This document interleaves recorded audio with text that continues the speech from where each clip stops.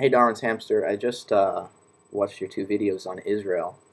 I didn't read any of the comments or any of the other video responses, and I'm glad I didn't because you seem to think that they didn't respond to your questions. So without any of the other issues raised by the other videos, I'm going to try to deal with these specific issues that you have raised. And if I accomplish that within 10 minutes, I'll try to add some context. So why does America support Israel? Is it a religious thing or is it something else? And I think it depends what you mean. I mean, what do we mean by America? Do we mean the majority of the population of the people? Do we mean ideologies of the elites in the government? Do we mean something even more abstract than those two things? So there's a lot of, I think there's a variety of answers to this. Religious Christian people in America obviously think we should support Israel because of the biblical connection and because it's the roots of the Christian religion and they are the chosen people. Not to mention they are, while Jewish, still white. And I'm not saying I believe this at all. So I'm just saying white Westerners tend to take more offense to other white people being killed around the world, whereas when black people are massacred or when Muslim people are massacred, we don't really pay attention to it as much. Um, so yeah, the American Christians are definitely in support of Israel for the religious reasons. As far as the secular Americans, I think the Holocaust comes into play here. A bit of we have to somehow uh, give the Jews some kind of retribution or some kind of um, a repayment for all that was taken away from them. And obviously, why not put Israel, or not? Why not put the Jews in Germany? Because if anyone should repay, it would be Germany. But I guess that's where the religious aspect comes in again. That the Jews wanted to be in their homeland, or what they call their homeland. I mean, a lot of the European Jews didn't ever uh, go to Europe or go to Israel while they were alive. They didn't even.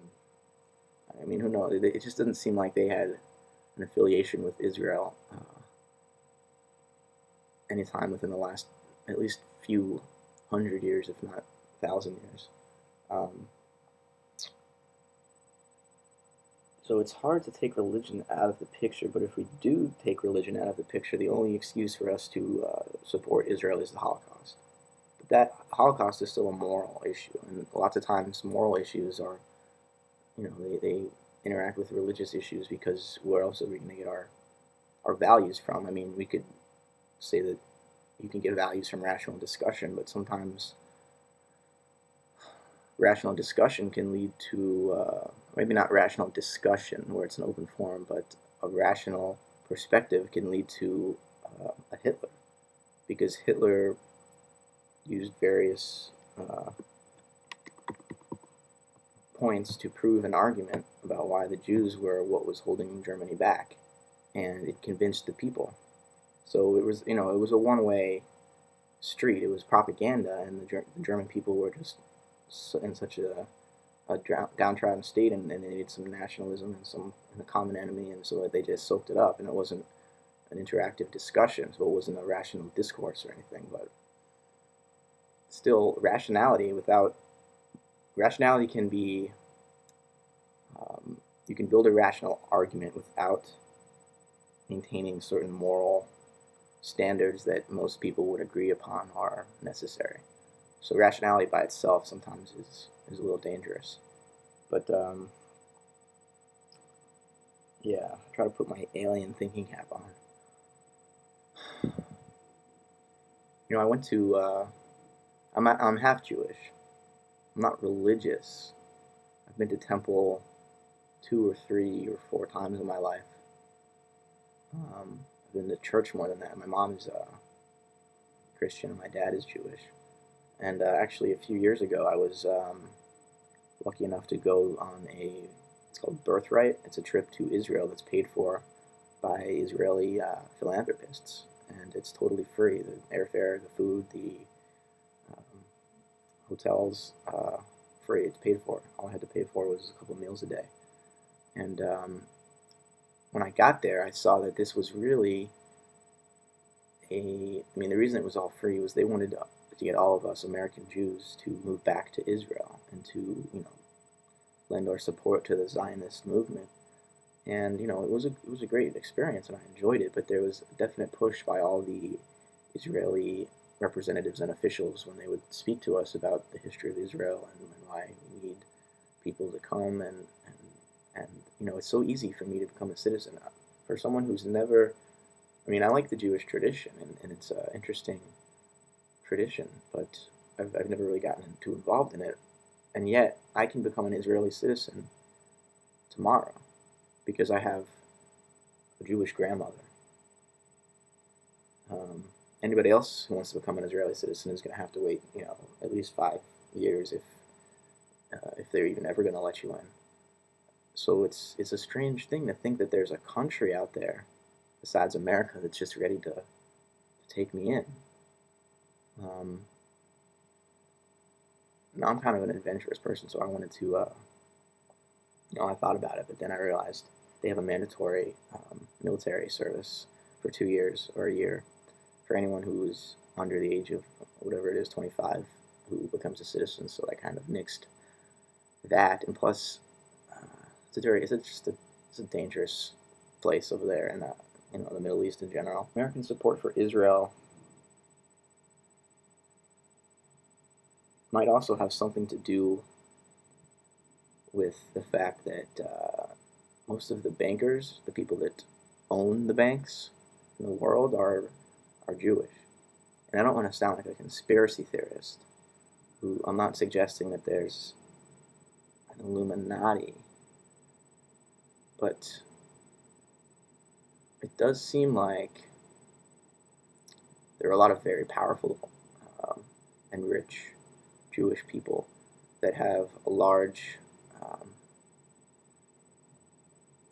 they have a very strong ability to lobby the world's governments and to manipulate their policies. And that might have something to do with why we are supporting Israel. Um, but again, there's so many different angles to approach this from.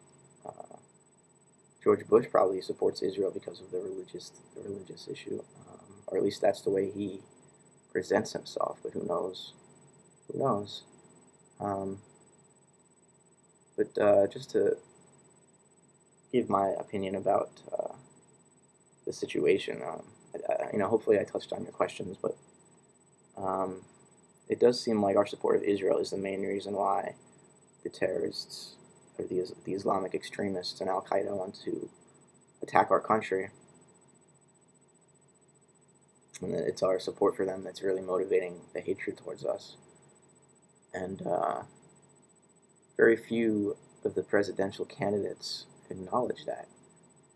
I think Ron Paul is one of the only ones that has acknowledged the fact that we can no longer support Israel. We can no longer give them billions of dollars every year, and we can no longer give Egypt billions of dollars every year. We can no longer give Turkey billions of dollars because they're using them to kill each other.